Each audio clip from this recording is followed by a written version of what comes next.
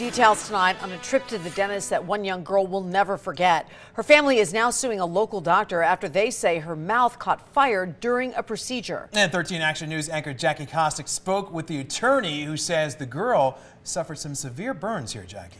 Trisha and Todd, the lawyer representing the girl and her family, is really painting this as a cautionary tale. She says the family brought their 5-year-old into the dentist's office for a routine procedure and ended up in the hospital with severe burns, something they never expected to happen and something they don't want happening to anyone else.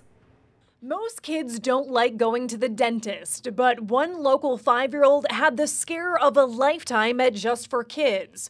Her next stop was the hospital after her family says her mouth caught on fire. You go in thinking that you're in good hands and that your child's going to be safe, and so this has been kind of a traumatic event for the whole family. That family is now suing Dr. Deep Karen Dillon and Just for Kids Dentistry and Orthodontics in Centennial Hills. The family claims the dentist failed to take proper precautions to keep their child safe during a routine dental procedure. For unknown reasons at this point, a spark was created in her mouth from the dental burr, which then caused the throat pack to catch on fire and unfortunately caused some pretty severe burns. According to the lawsuit, those burns landed the 5-year-old girl in the hospital for several days.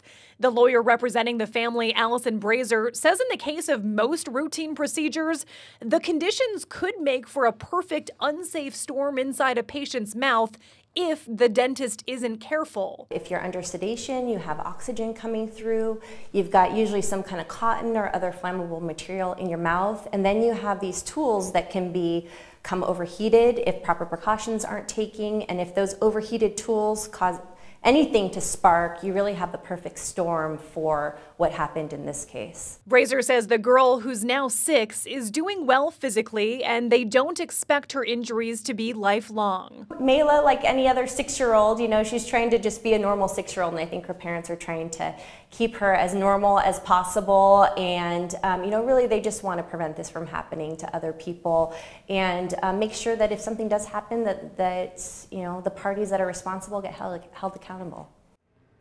Now, I did speak to Dr. Dillon earlier. Now, he said there are some facts missing from the lawsuit, but wouldn't elaborate. His lawyer says it's not their practice to comment on pending claims. Now, we also reached out to the Board of Dental Examiners and did not hear back. Jackie Kostick, 13 Action News.